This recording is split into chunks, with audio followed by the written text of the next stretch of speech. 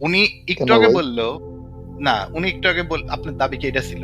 আপনার দাবি তো এটা ছিল যে ভাই রোজা রাখা যে শরীরের জন্য ভালো, এটা তো সায়েন্টিফিক্যালি প্রমাণিত এবং এটা হ্যাঁ ভাই, ডাক্তারেরাও ওইটা প্রমাণ। ওইটা ওইটাও ওইটা ওইটাও হ্যাঁ, দুইটাই, মানে ওইটা শুনছি আমি আর কি। ভাই রোজা রাখাটা কোন দিক দিয়ে ভালো? এই যে সারাদিন ধরে না খেয়ে থাকে, ওনার ওনার আপনার দাবিটাকে লিখে ফেলি, ওনার দাবিটাকে হ্যাঁ, লিখে লিখেন ফেলি। আপনার লিখেন। রাখলে হ্যাঁ, বিজ্ঞানী ভাবে, মানে বৈজ্ঞানিক ভাবে, বানান টানা একটু ভুল হইতে পারে, আমি একটু ইজিলি লিখি কারণ এই অভ্র দেয়া লিখতেছে তো। বিজ্ঞানিক ভাবে শরীরের উপকার হয়, শরীরের উপকার হয়। আচ্ছা, এখন যদি অমিত ভাই লাইভটা দেখে থাকেন, অমিত ভাই আসলে তো এখন আপনার একদম কাপড় খুলে এখনই ঘোরা দিত, কারণ অমিত ভাই নিজেই ডাক্তার। আচ্ছা, আদনান ভাই আছে, দুই বন্ধুকে একবারে এলেই, দুই বন্ধু আলাদা ভাবে হ্যাঁ ভাই। লুকান। আদনান ভাইকে কথা আচ্ছা কেন ভাই, একটু আমি পরে কিন্তু কথা। ভাই 12টা 10 পর্যন্ত থাকতে পারবো, হ্যাঁ, এরপর আমাকে চলে যেতে হবে। আচ্ছা, আপনার এর আগে 12টা 10 পর্যন্ত থাকা লাগছে না আসলে। প্রথম কথা হ্যাঁ হ্যাঁ হচ্ছে যে রোজা রাখলে যে বৈজ্ঞানিক ভাবে যে শরীরের উপকার হয়, এইটা হচ্ছে আপনি দাবি করতেছেন, তাই তো? এখন কথা হ্যাঁ হচ্ছে হ্যাঁ যে আপনি বলি, শোনেন, আপনার দাবিটা খুব ছোট, এই জন্য আমি ছোট করে দিলাম। আপনি এই যে সামনে রমজান মাস আসতেছে না, রোজা রাখলে শরীরের হ্যাঁ হ্যাঁ। জন্য কি কি ক্ষতি হয় আপনাকে আমি বলি। ভাই ক্ষতি হয় এগুলো বলবেন? আর আরে ভাই, ক্ষতি তো হয়, এবং বিজ্ঞানের যে কি তেনা আছে সেটা আমি পরে খুলতেছি। হ্যাঁ, প্রথম আচ্ছা আমি আচ্ছা। আমি আপনাকে ক্ষতির লিস্ট দিচ্ছি, ক্ষতির লিস্ট। হ্যাঁ, ওকে। হ্যাঁ ভাই। 1 নাম্বার, যাদের ধরেন ডায়াবেটিস আছে। আচ্ছা, আমার বানান টানান ভুল হতে পারে, আমি ইংলিশে না লিখি না, তাহলে লেখেন আমার লেখেন, সমস্যা নাই ভাই, লেখেন, বোঝা গেলেই হলো। ডায়াবেটিক রোগীদের জীবন মরণ রিস্ক হয়ে যায় একদম। হ্যাঁ, কারণ কি? হ্যাঁ হ্যাঁ। আচ্ছা, এটা গেল প্রথম জিনিস। ডায়াবেটিক রোগীদের জন্য জীবন মরণের রিস্ক হয়ে যায়, কারণ ভাই কি ওর আপনি জন্য তো তো রোজা জানেন। রাখা ফরজ না ভাই, ওর যদি আরে উজর থাকে ওর জন্য তো ফরজ না। তাহলে তো আপনার আচ্ছা বলতে আচ্ছা হবে। আচ্ছা, আপনি লিখেন লিখেন লিখেন, তাহলে শেষ আপনার করেন। এই দেখেন নাম ভাই, আপনার সমস্যাটা কোথায় আপনি দেখতে পাচ্ছেন না। প্রথম কথা হচ্ছে যে আমি তো তাদের নিয়েই কথা বলতেছি যে যারা রোজাটা রাখতেছে, যারা আচ্ছা রোজাটা আচ্ছা, শেষ রাখতেছে। করেন। এখন আপনি কিন্তু এটা বলেন নাই যে ভাই সুস্থ সবল ব্যক্তি যারা রোজা রাখতেছে তাদের জন্য উপকার আছে, আপনি এটা বলতেছেন না। আপনি বলতেছেন কি যে ভাই রোজা রাখলেই উপকার আছে। এখন রোজা রাখলে যাদের যাদের জন্য ক্ষতি আছে তারা সবাই এখানে আসবে। আচ্ছা, এখানে গেল যে যারা ডায়াবেটিক রোগী তাদের জীবন মরণ রিস্ক আছে। 2 নম্বর কথা, যাদের অ্যাজমা আছে তারা রোজা আসলে রাখতেই পারে না, কারণ কি? যে অ্যাজমা রোগীদের ইনহেলার তারা নিতে পারে না, কারণ ইনহেলার নিলে নাকি রোজা ভেঙে যায়, ওষুধ তারা খাইতে পারে না, তাদেরও জান বের হয়ে যায়। এটা গেল ডাইরেক্ট রুগীদের জন্য। এখন ধরেন যারা সুস্থ আছে, হ্যাঁ, যারা হ্যাঁ সুস্থ আছে, সমস্যা কি হয়?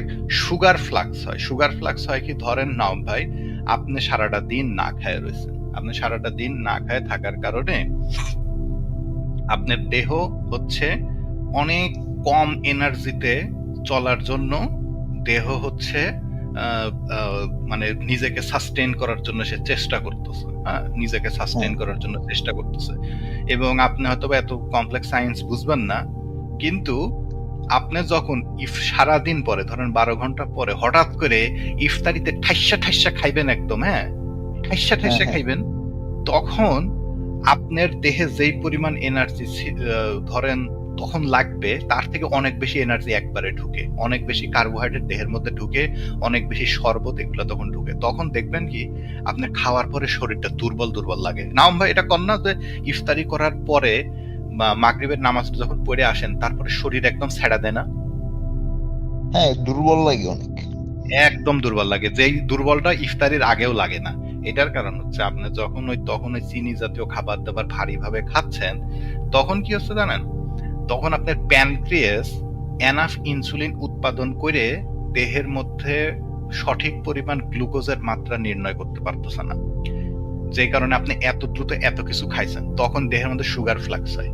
এটা হলো প্রি ডায়াবেটিক কন্ডিশন। তার মানে হচ্ছে আপনি যদি বছরের পর বছর এভাবে রোজা রাখেন এবং আপনি যদি এভাবে খাওয়া দাওয়া করেন, মোস্ট লাইকলি আপনার ডায়াবেটিস হয়ে যাবে। আপনার যাদের ডায়াবেটিস ছিল না তাদেরও ডায়াবেটিস হয়ে যাবে। ঠিক আছে, তার মানে আপনি তখন ডায়াবেটিক হয়ে যাবেন। আচ্ছা, তারপরে হচ্ছে আপনার 4 নাম্বার সমস্যা, আপনার যদি ধরেন কি বলে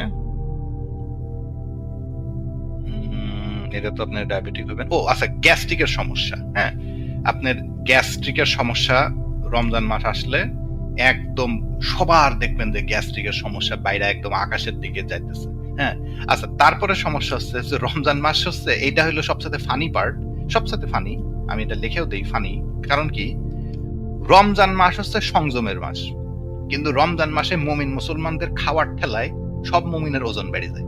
সব মুমিন এমন খায়, গরুর মতো খায়, গন্ডারের মতো খায়, খায় খায় এরা এমন ভোটকা হয়, ভোটকা হয়ে দেখা যাচ্ছে যে ঈদের দিন হলে সকালবেলা সেজদাও দিতে পারেন ঈদের নামাজে।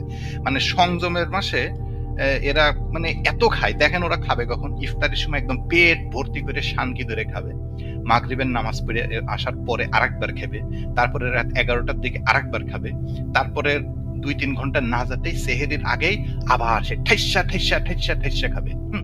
এত খাওয়া খাবে, এত খাওয়া খাবে যে দেখবেন যে রমজান মাসে যেখানে না খায় মানুষের সংযমের কারণে হলো ওজন কমার কথা, কিন্তু ম্যাক্সিমাম মুমিনের দেখবেন যে রোজার মাসে ওজন বেড়ে যায়। ঠিক আছে, আপনি কি এই জিনিসটা দেখেছেন? জি ভাই, ওজন বেড়ে যাওয়ারটা। হ্যাঁ দেখবেন আপনার রমজান মাসে হ্যাঁ, ম্যাক্সিমাম লোকজনের, আপনি 1-2 জনের দেখবেন, আপনি 100 জনের ওজন দেখবেন যে রমজান মাসের আগে ওজন কত ছিল আর রমজান মাসের পরে ওজন কত কত হয়েছে, দেখবেন যে সবারই ওজন 2-3 কেজি করে বাড়িছে। আচ্ছা, তারপরে সমস্যা হচ্ছে যে রমজান মাস আসলে মানুষের এই যে অতিরিক্ত খাওয়া, এগুলার কারণে জিনিসপত্রের দাম বেড়ে আকাশে চলে যায়। ঠিক আছে, তারপরের কথা হচ্ছে যে আপনার যখন রোজা আপনি রাখতেছেন তখন আপনার দেহ ডিহাইড্রেটেড থাকে অনেক সময়, হ্যাঁ পানি কম থাকার কারণে ডিহাইড্রেটেড থাকে, সেই কারণে শরীরের মধ্যে লং টার্মের ক্ষতি হয়। এইবার আসি আপনার লাস্টের তেনা।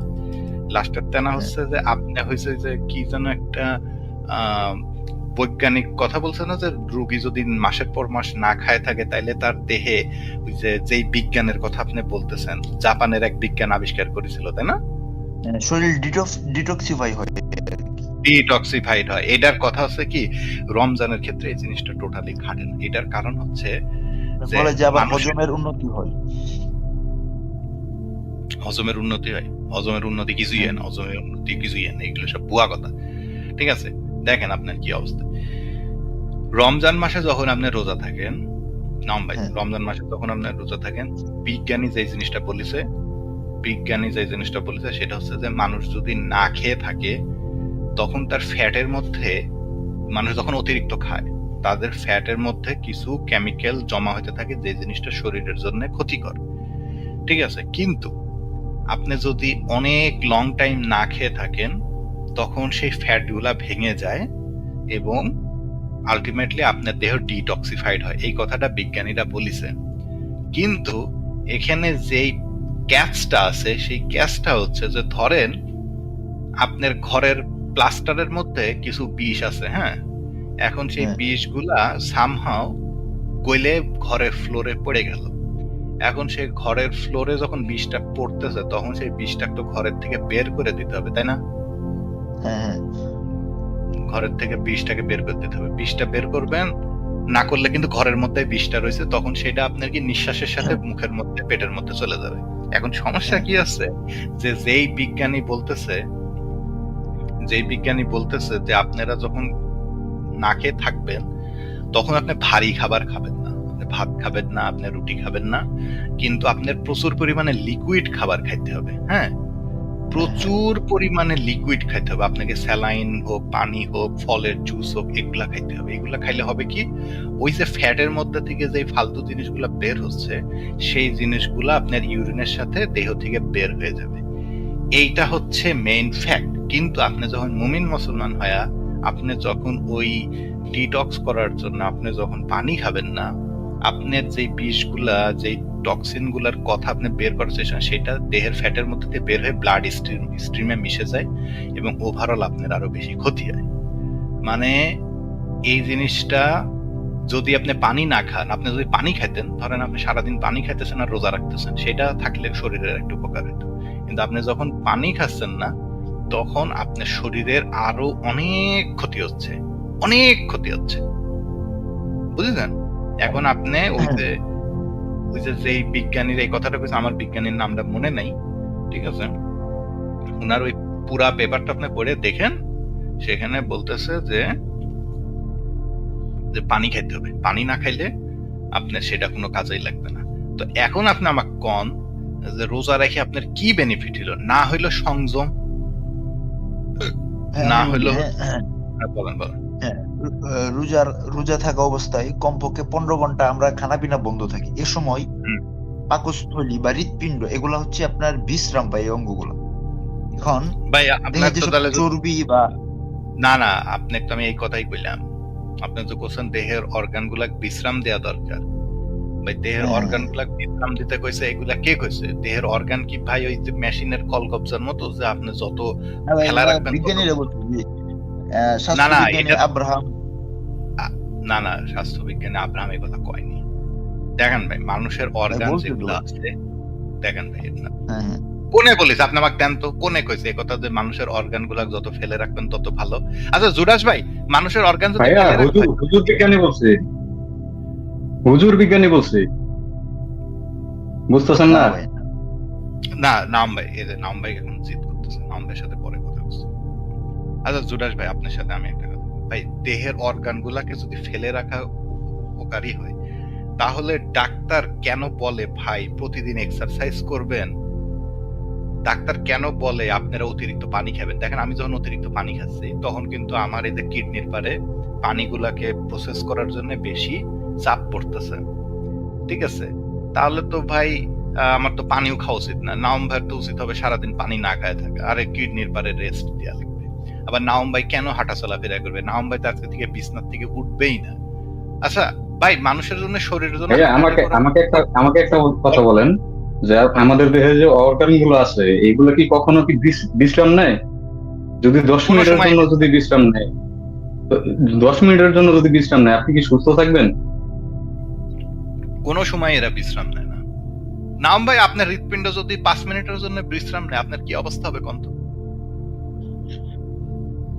ভাই বিশ্রাম পার্থক্য আছে। একটা হচ্ছে আপনি বলতে চাচ্ছেন যে কাজ করা বন্ধ করে দিচ্ছে, ওটা তো বিশ্রাম না। বিশ্রাম হচ্ছে আপনার মানে ওকে আমি একটু দিলাম, টাইম দিলাম যে এই টাইমে আমি কিছু মানে পান করবো না আর কি, মানে কোনো খাদ্য আহার করবো না না, ওটা হচ্ছে বিশ্রাম। এটা ভাই কোনো না। আপনি একটা কাজ আপনি কি করেন। বলতে চাচ্ছেন যে বিশ্রাম বলতে আপনার কাজের গতি কমায় দেয়, তাই তো? না না, আমি বলতে চাচ্ছি যে বিশ্রাম বলতে আপনি একটু বিরত থাকলেন, মানে খাওয়া থেকে কিছু টাইম বিরত থাকলেন, এটা বলতে চাচ্ছি। বা আপনার অর্গান যে বিশ্রাম পাবে সেটা কি বলতে চাচ্ছেন সেটা বলেন। হ্যাঁ, অর্গান তো বিশ্রাম পাচ্ছি। কিভাবে বিশ্রাম মানে পাচ্ছে?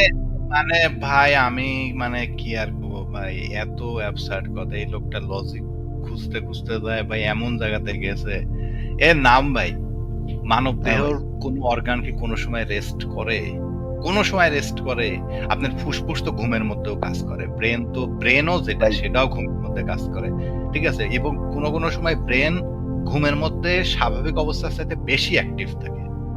হৃৎপিণ্ড সবসময় কাজ করতেছে, যকৃত, প্যানক্রিয়াস, কিডনি সব সময় কাজ করতেছে। কোনো একটা অর্গান 2-4 মিনিট বয়া দেয় না, ঠিক আছে? এটা তো বরং মানে এটা তো বুঝছি, মানে আমি বলতেছি আর কি, মানে ওদেরকে মানে ওই অর্গান গুলোকে একটু মানে বিরত রাখা উচিত, মানে আরে ভাই কিসের জন্য বিরত রাখা উচিত রে ভাই? খাওয়া আপনি থেকে। তাহলে আরো, তাহলে আপনার যদি আপনি তাহলে ঠিক কতখানি বিরত রাখা উচিত? এখন এই জিনিসটা যে বিরত রাখা উচিত, এই জিনিসটা কোনো ডাক্তার কইছে নাকি এটা আপনার দিলের খাইশ থেকে আমাকে কইতাছেন? কোন তো দেই ভাই। আপনি এখনই গুগলে সার্চ দেন, স্ক্রিনটা শেয়ার দিয়ে গুগলে সার্চ দেন, কোটি কোটি প্রমাণ পাবেন। আপনি সার্চ দেন ভাই আমাকে একটা কথা বলেন তো, আমাদের অর্গান কি খাওয়া দাওয়া করে? না ভাই, আপনি গুগলে সার্চ উনি দিয়ে যে বলছে খাওয়া থেকে বিরত থাকতে, অর্গান গুলা কিভাবে খাওয়া দাওয়া থেকে? কি? তারপর আপনি পড়ে পড়ে আমাকে বুঝান যে ওনারা কি ভুল লিখছে। আমি কই শুনেন, আপনি একটা আর্টিকেল আমার কাছে নিয়ে আসেন, আপনাকে আমি আবার বিদায় জানাচ্ছি। আপনি একটা আর্টিকেল নিয়ে আসেন, লিংক নিয়ে এসে প্রাইভেট সেটে দেন, হ্যাঁ ঠিক আছে?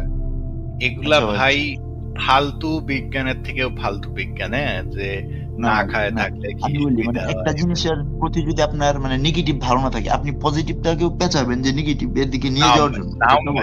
নাম ভাই দেখেন, হ্যাঁ ভাই। আপনি যে এটা বলতেছেন ভাই, এই যে আপনি তো ডাক্তার না, তাই না? আপনি কি ডাক্তার? না ভাই, না না। পৃথিবীর কোন ডাক্তার একথা বলেছে যে ভাই আপনার যখন শরীর খারাপ হবে আপনি তখন পাকস্থলীর রেস্ট দিবেন? ধরেন একটা লোকের ডায়রিয়া হয়েছে, এটা তো পেটেরই সমস্যা, পেটেরই উদাহরণটা দিই। ধরেন হ্যাঁ, একটা হ্যাঁ। লোকের ডায়রিয়া হয়েছে, হ্যাঁ, এখন তো দেখতেছি পেটে খাইলেই পেট হয় বমি করতেছে, না হয় বাথরুমে যাওয়া লাগতেছে, এটা তো একটা সিরিয়াস সমস্যা।